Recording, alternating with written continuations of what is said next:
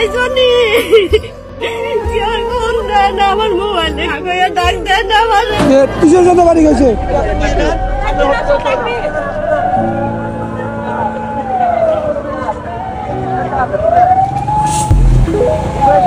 অনেক ভালো রাখছে আল্লাহ, আমার সব ইচ্ছা পূরণ করছে আলহামদুলিল্লাহ। ওই যে দেখা যায় আমাদের পেছনে সাজেক ভ্যালির রোড, সো আমরা ওই পাহাড়েই যাব।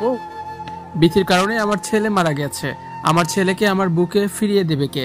কেঁদে কেঁদে আহাজারি করে কাঁদছে বাইক দুর্ঘটনায় নিহত সাকিবুল শাওনের মা। বাইক চালিয়ে 27 ঘন্টার পথ পাড়ি দিয়ে বাড়ি ফেরার পথে মর্মান্তিক দুর্ঘটনায় ঘটনাস্থলে মারা যায় সাকিবুল শাওন। তার বয়স হয়েছিল মাত্র 26 বছর। অতিরিক্ত কোনো কিছুই ভালো না, এই কথাটা যেন চিরদিনের জন্য ভুলে গেছেন টিকটকার ফারহানা বিথি ও রাত।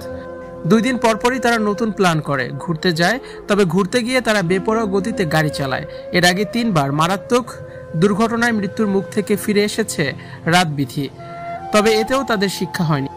এবার আরও বেপরোয়াভাবে 150 স্পিডে বাইক চালিয়ে রাজশাহী থেকে সাজেক যান তারা। সাথে ছিল আরও 15 জন। সাজেক থেকে ফেরার পথেও একটু পর পর বাইক থামিয়ে ভিডিও করেছে তারা। উচ্চ গতিতে বাইক চালিয়েছে, পুরো রাস্তা দখল করেছে তাদের 8টা মোটরসাইকেল। সব সীমানা লঙ্ঘন করেছিল তারা। আর এর মধ্যে হঠাৎ করে সাকিবের বাইক নিয়ন্ত্রণ হারিয়ে রাস্তার পাশের খাদে গিয়ে ছিটকে পড়ে।